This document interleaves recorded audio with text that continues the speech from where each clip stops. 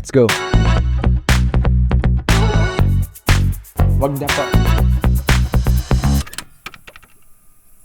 Everyone, so for today, it's been a while since we did our last vlog, and for today we were invited by Hollyland Philippines to attend their product launch. So the time check, it's 8:15 in the morning.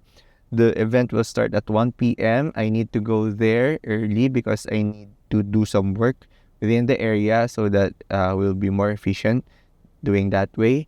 And I found this cafe there that I think it's okay to work there. So it will be within Makati, so it's just close or nearby here in my wife's office. So we'll park our car here, then we'll just grab from here to there. Let's go. Grabe yung init, guys. Hindi maintindihan yung panahon ngayon dahil uulan, tapos ganito katirik yung araw. But don't forget to wear your sunscreens, guys.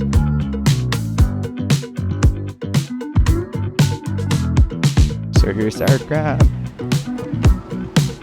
Hello po, good morning.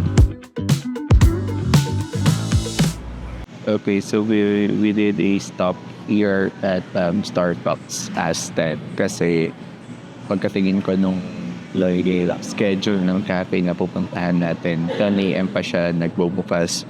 So we'll just do our work here, then let's just drop by there. I'm really curious what this cafe looks like and how's their coffee.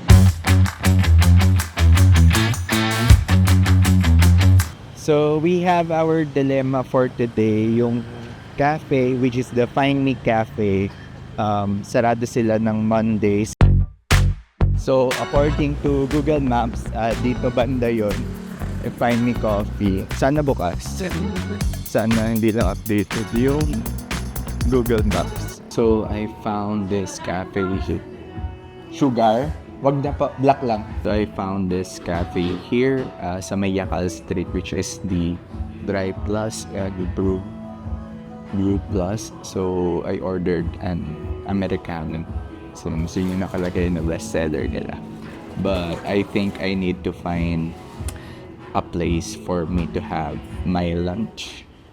Kasi kung wala silang for mga lunch meals.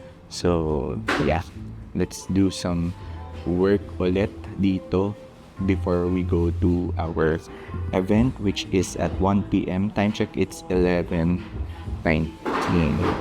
So guys, sa tayo mag-work and overexposed. Actually, story time. Nakipag-meeting ako today kay Sir James kasi nga may shoot kami ng June 11 for our talking heads ng ating passion project na documentary about climate change and some efforts na ginagawa natin to slow down the problem sa climate change. Ayun, worth mentioning, nagbigay ng willingness sila Direct Brian ng Studio Simula to use their space din naman. But for some instances, syempre, may mga problema tayo minsan. Talaga nag-effort din naman si Direct Brian to solve the problem. Pero hindi talaga kinaya.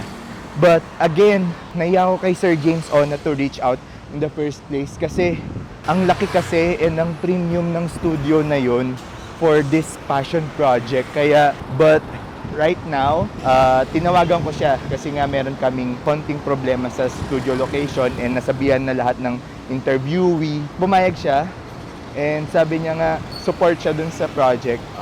Di ko alam yung sabihin ko kasi there are times na kapag nasa bridge ka ng mga problem, hindi mo na alam yung gagawin. Talagang sabi ko sa asawa ko, pray tayo kasi mag-pray natin kung ano man yung leading ng Lord dun sa project natin. Pero binigay si Sir James talaga. Kaya Sir James and Derek Brian, you are a blessing for us sa project na ito. And we hope and pray na i-bless pa kayo ng Lord sa career nyo, sa business nyo po. Again, thank you Sir James, kay Miss I, sa Bricks and Brew, Studio J 2.0.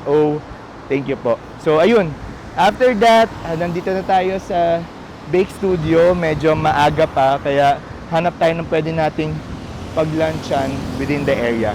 Then, babalik tayo dito.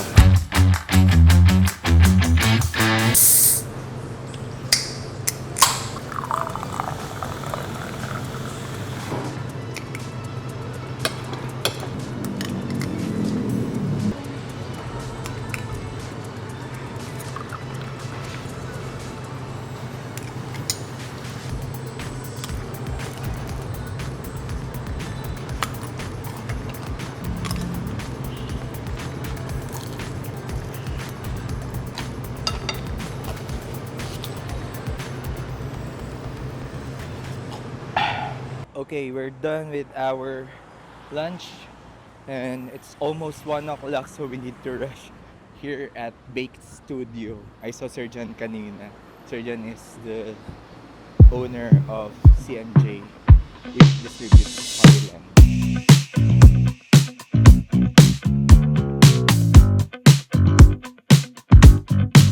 Hello! Miguel Burns and Big BC. Thank you guys. Thank you.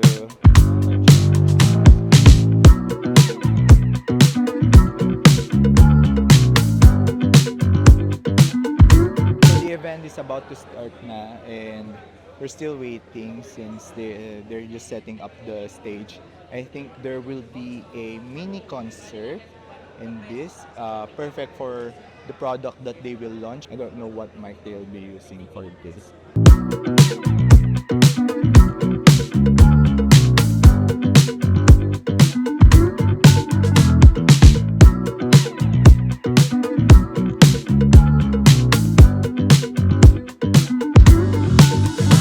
The official distributor of Hollyland in the Philippines.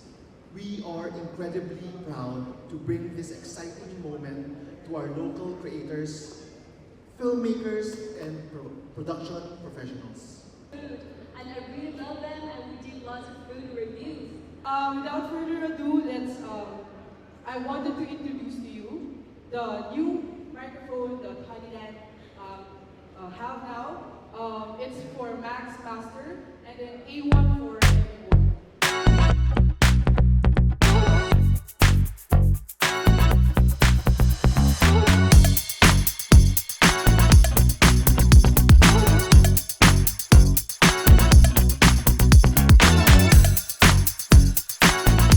To hang out with you, brother. See you soon.